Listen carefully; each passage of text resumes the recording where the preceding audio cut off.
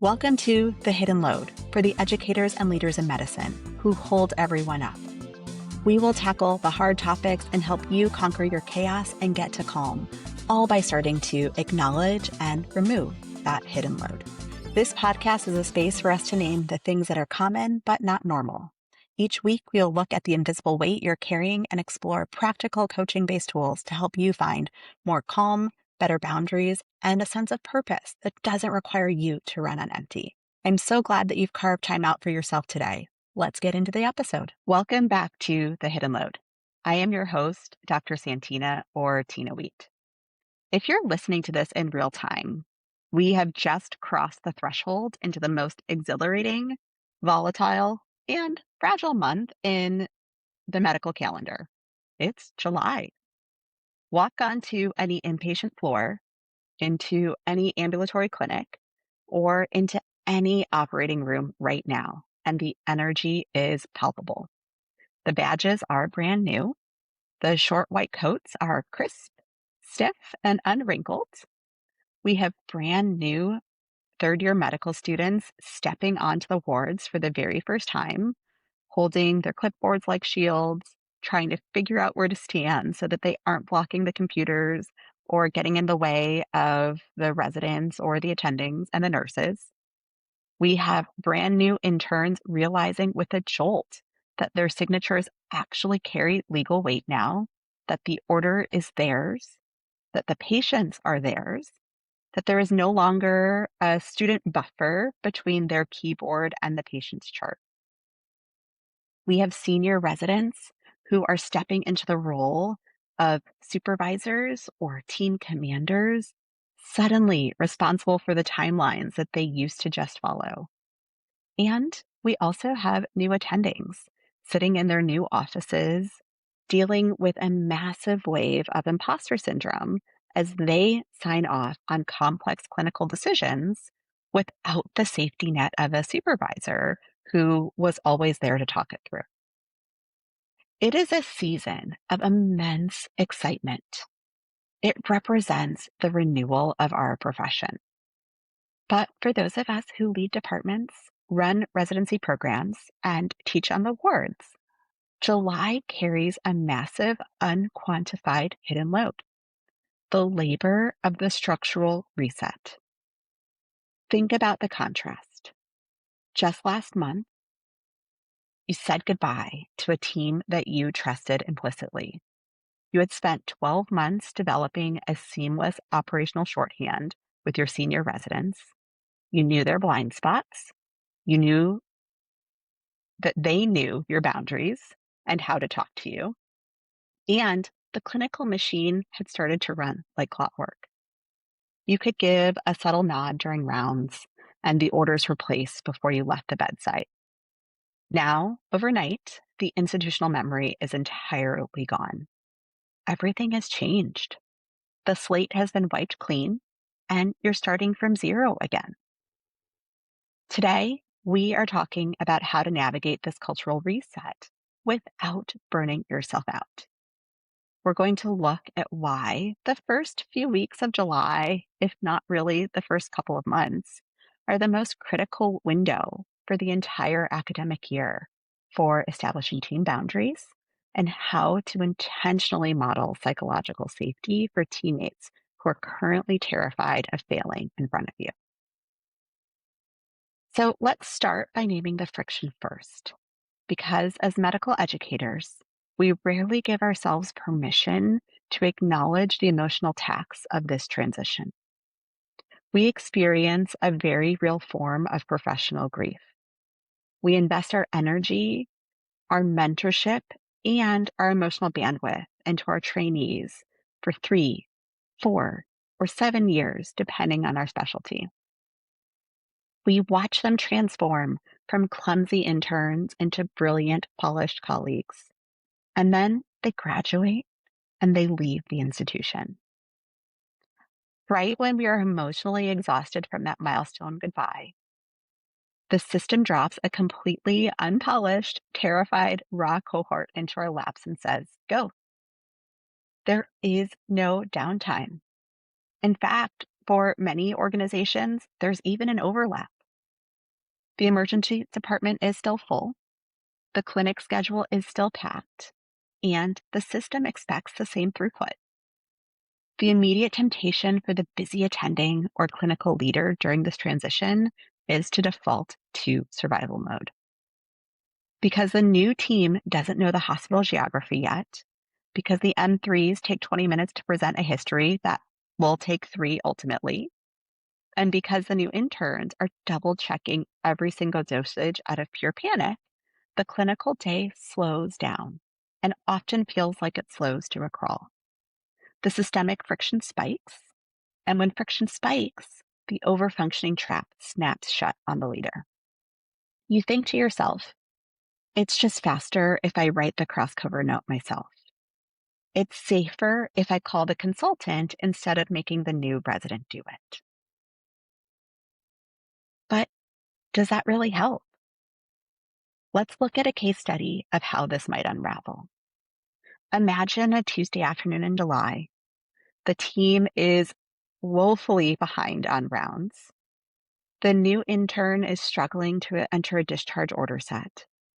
The senior resident is getting frustrated because the pharmacy is rejecting a presentation format. And as the attending, you feel the walls closing in. Your cortisol spikes. You grab the mouse, pull the keyboard away from the intern, and say, "Move over, I'll just do it." But what did you actually accomplish in that moment? Well, sure, you closed the chart faster, but you paid a massive long-term tax. You absorbed the system's learning curve with your own biological time. More importantly, you missed the critical window to build capacity. July is not a month to survive. It is a month to set the container.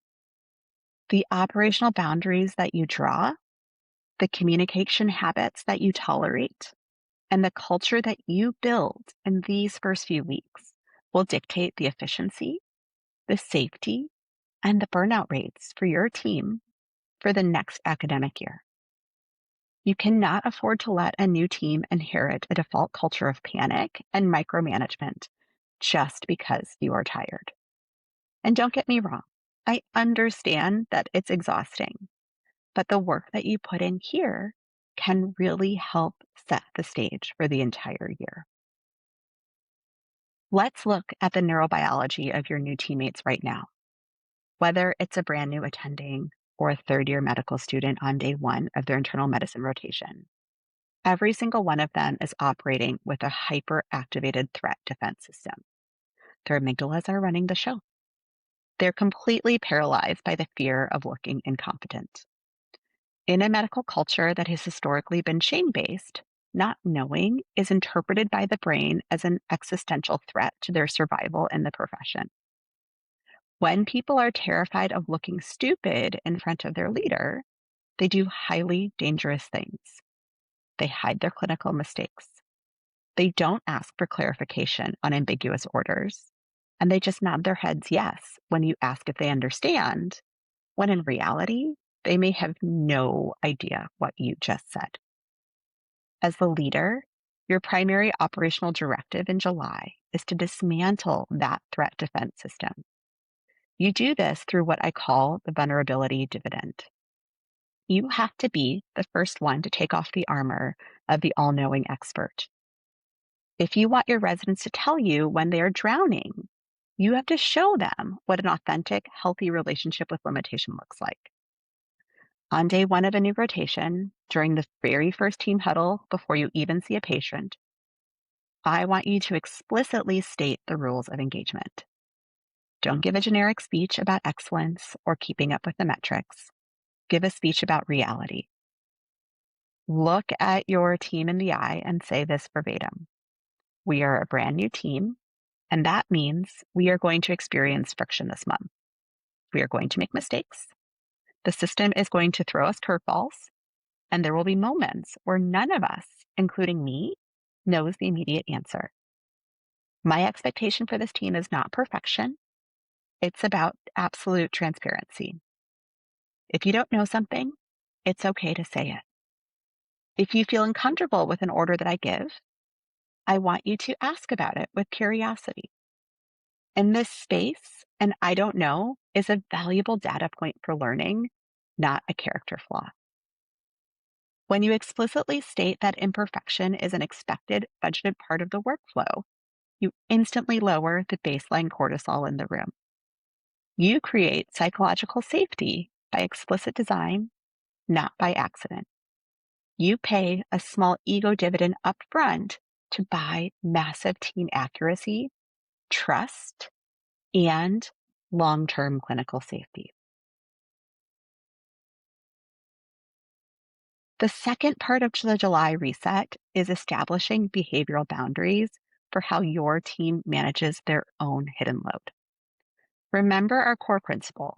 Your learners are absolute sponges. They are learning how to exist in medicine, not by reading our wellness policies, but by watching our daily habits. If you don't teach them how to protect their cognitive energy now, they will learn to white knuckle their way straight to burnout. And so I want you to introduce 2 specific operational boundaries to your new team this week. The first is explicit expectation routing. Do not let your interns or residents waste mental bandwidth guessing what you want. Perfectionists waste massive amounts of cognitive energy trying to read their attending's mind like a psychic riddle. Tell them exactly how you want the information delivered. Say, when we round, I want a 3-minute synthesis focusing on the diagnostic pivot and the active plan, not a 15-minute chronological text dump of the entire chart. I value your clinical synthesis over your data volume. By bounding the expectation, you lower their cognitive load and give them a clear metric for success. Another example might be when you present the patient from the clinic, I want you to give me the full history and physical. I want you to share all that you've gathered so that I know what you've gathered so that we can learn and minimize what you have to tell me next time. The next operational boundary is the off-duty permissive clause. This is where we actively combat pajama time for the next generation of physicians. Give them an explicit directive regarding digital communications. Say, I do not expect you to log into the portal outside of your clinical shifts. When you are off, your primary clinical duty is rest and recovery. It might be reading about a patient that you saw, but you don't need to open the chart to do that. If something is an acute safety issue, I or the chief will call your phone directly. If you see an email from me at 9 p.m., it is because that is when my schedule allowed me to write it. It's for the next day. It's not for tonight. I tell my residents that before a clinic visit, I think it's helpful to pre-chart, but I give them a specific time limit. I say, I don't want you to spend more than 30 minutes previewing the charts for that day. And as you get faster, you'll be able to review faster. But I give them a specific time frame because I've seen it happen that people spend 2 hours reviewing charts and they learn to have pajama time built into their days and have so much burnout from this as they continue. When you can speak the words out loud and give clear expectations, you lift a massive invisible weight off their shoulders. You are rewriting the unwritten rule of medicine that says, to be a good doctor, you must always be available to the system. And then finally, the feedback blueprint. In July, you will have to correct mistakes. But how you correct them matters. If a new intern misses a critical lab review, do not launch into a lecture on diligence. Instead, I want you to use the growth feedback protocol. First, you have to start by establishing the shared goals. We both want to ensure that our patients are safe. Second, state the observation, but without drama. The potassium level wasn't checked before the morning dose. Third, ask a diagnostic question. What broke down in the morning workflow that caused this to get missed? By treating the mistake as an operational bug to be solved, rather than a personal failure, you're able to maintain safety while accelerating their learning curve. Even if you do this perfectly, that doesn't mean that they won't take it personally. But when you can support them and teach them that this is okay and not a criticism of them as an individual, then it can really help them grow. Now, I want to pivot and speak directly to the senior faculty, the department chairs, and the program directors listening. And I'll say more of you are senior faculty than you think.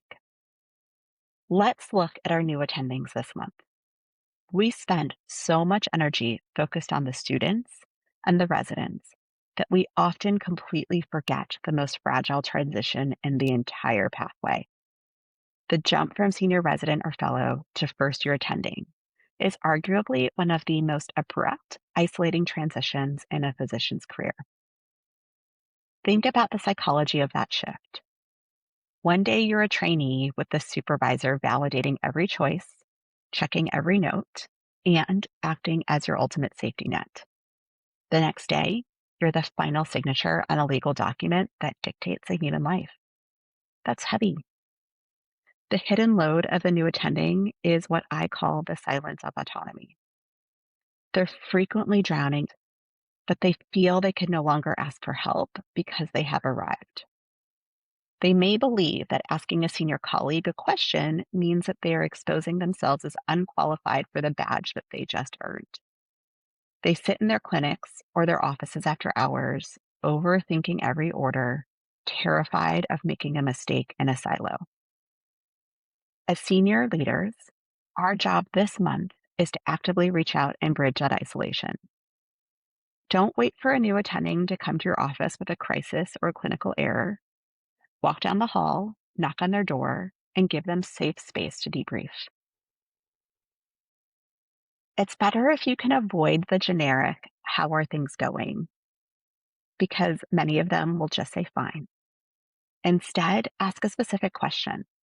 What was the most frustrating administrative hurdle you ran into this week? You can share a story of a mistake that you made during your own first year as an attending and show them that true professional competence isn't about working in an isolated silo.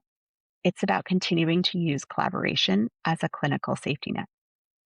If we want them to survive the mid-career squeeze 10 years from now, we have to teach them how to seek support without shame today. Okay, we have covered a lot of ground today in a short time. We talked about the professional grief of saying goodbye to old teams, the biological necessity of lowering the threat defense system for our new learners through the vulnerability dividend, the tactical scripts for bounding the shift, and the unspoken isolation of our new attendings. And so your Monday morning challenge, when you walk onto the floors, into the clinic, or into the department this week, I want you to look at your new team through an operational lens. Don't just see their titles, their schedules, or their task lists. I want you to see their nerves. See their profound desire to do well, and see the heavy weight of the perfectionism that they are already carrying on day one. I want you to take 5 minutes before the clinical block begins to explicitly set the container. Gather your students, residents, and the staff. Tell them what you value and that it's their transparency over their perfection. Give them explicit permission to log off when their shift ends, and model the exact boundaries you wish you had been taught when you were standing in their shoes.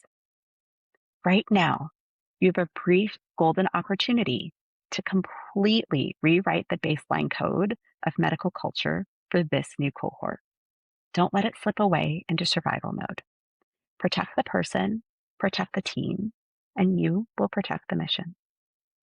Thank you for listening to The Hidden Load today. I'm Dr. Santina Wheat. If this July reset breakdown resonated with you, I hope you will share it with a fellow educator, chief resident, or a new attending who might be carrying a bit too much weight today. Let's lighten the load together, and I'll see you next week. Thank you for listening to The Hidden Load. If today's conversation spoke to you, I would love for you to share it with a colleague who might need to hear it too. It's one of the simplest ways we can start shifting the culture of medicine together. And remember, your time spent reflecting here matters. You can earn free CME or CE credits for listening to today's episode through the Pinnacle app. You'll find that link in the show notes. If you are looking for one-on-one coaching support or want to dive deeper into the resources we discussed today, let's connect. You can find information on how to reach me in the show notes. And don't forget to hit subscribe so that you never miss an episode. And leave me a rating so that others can find me too. And take care of yourself because you deserve to be held up too. And I'll see you next time.